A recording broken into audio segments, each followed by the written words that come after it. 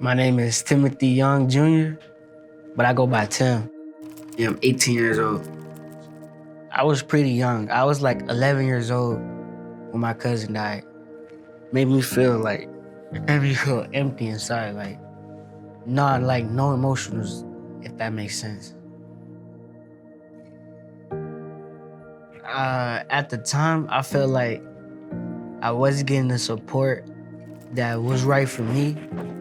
Having that feeling of like being on your own, I don't know. That's like my mindset. That's how I was, like, go get it if you want it.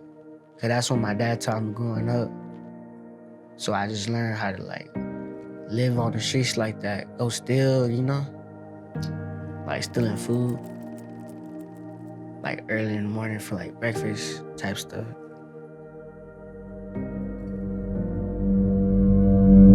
My name is Amanda Marks, and I'm the Community Impact Director at Nidito.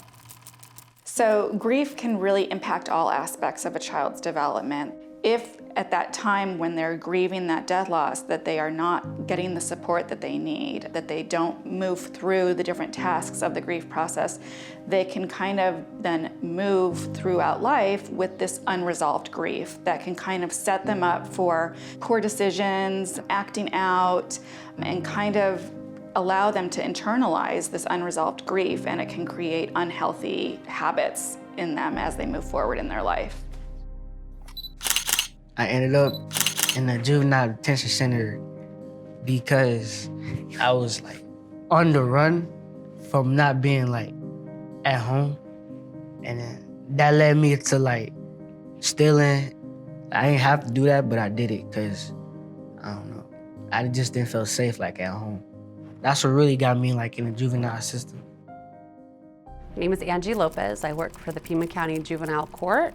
So the Pima County Juvenile Court certainly recognizes that many, if not most, of the young people we serve have experienced trauma. For those reasons, we are a trauma-responsive court, which means it's our role to try to connect young people to services that can support them in healing from that trauma, to better support young people who have experienced a death loss by developing peer support groups that happen at Goodwill. Our staff are receiving training from the experts at Nidito about how to support young people that have experienced a death loss and what that looks like and how individualized that process is.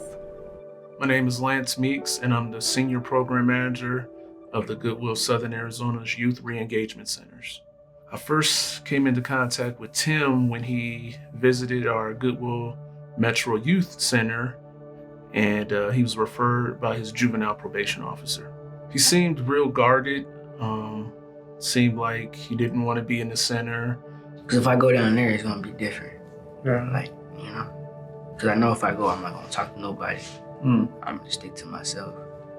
I don't know, I have a habit of like, every time I open up to people, I'm always getting like talked on or like talked about. Oftentimes when I have been working with teens in a support setting is they are so appreciative of when somebody just sees them for who they are.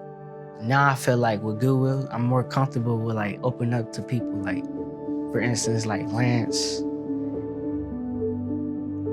And like just tell him like what I've been going through, how I feel. Not yet. I'm not ready yet, but I'll get there. I just don't know, man. I don't know. I really have like a lot of trust for them because they've been there for me. It's definitely not the same kid since I first met Tim. And ultimately, I'm seeing a lot more smiles on his face. He comes in the center, he's dancing, he's singing. He asks a lot of questions as well, so. My ideal system would be that we would identify young people that have experienced a death loss earlier. You do not know what that child has experienced up until now and what kind of grief backpack they're carrying and what unresolved grief they have, and if they had just had a safe, supportive environment in which to process their grief, what would their life look like now?